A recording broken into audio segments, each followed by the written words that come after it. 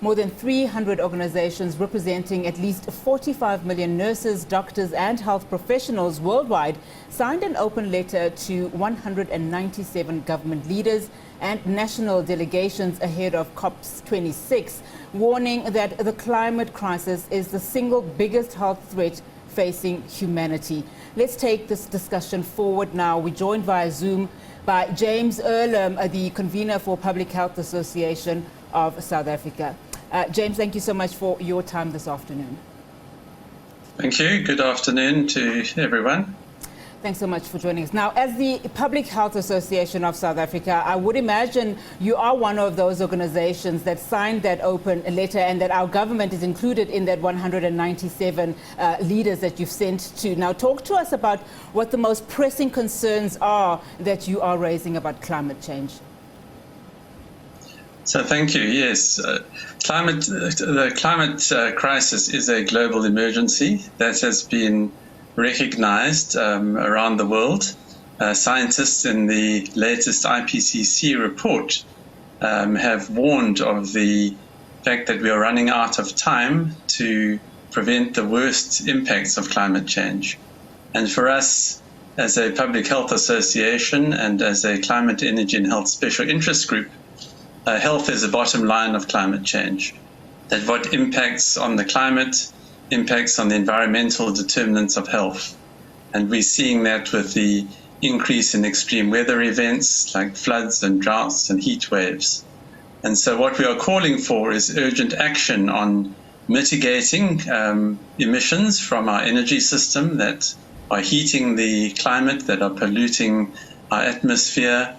And we're calling for more resilient health systems that are bearing the brunt of climate-related disasters, and we're calling for health systems that are more sustainable, that are contributing less to the environmental impact of our institutions. Now, with South Africa not going to COP26 in the form of President Cyril Ramaphosa, understandably because of the upcoming local government elections, how much of that, presence or lack of presence at COP26 sets you back in terms of what you are calling for, particularly in this country? Yeah, that is unfortunate. Given that our president's recent communique this week has spoken about the climate crisis and also the opportunity to decarbonize our economy, starting with our electricity sector. And we feel that having the head of state at the most important climate conference in years signals that South Africa is committed to this decarbonization, that it is committed to creating healthy climate commitments. And we would, as a Public Health Association, urge the government representatives who are there to really take these concerns very seriously that have been expressed by health professionals around the world. And in a developing country like South Africa, these have particular urgency because of our vulnerability to climate, inequity and poverty. And this is an opportunity that we cannot afford to lose. Now, at the back of the letter that several organizations sent to those different leaders, you also mention in your publication that, you draw some of references from the WHO, which also released a new report in which they argue that countries can only ensure long-term recovery from the COVID-19 pandemic by implementing ambitious climate commitments. Where are we as South Africa in terms of those commitments, not only from just climate change perspective, but just from a long-term health perspective in terms of bringing those systems that are needed in healthcare services. I mean, if COVID-19 showed us anything, it did show that there are huge gaps in terms of bringing those health divides.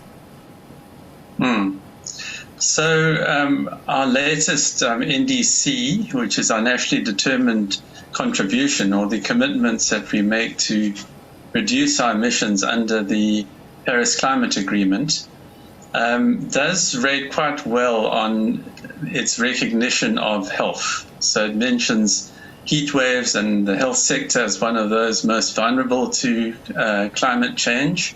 It is included as a sector in the National Climate Change Adaptation Strategy.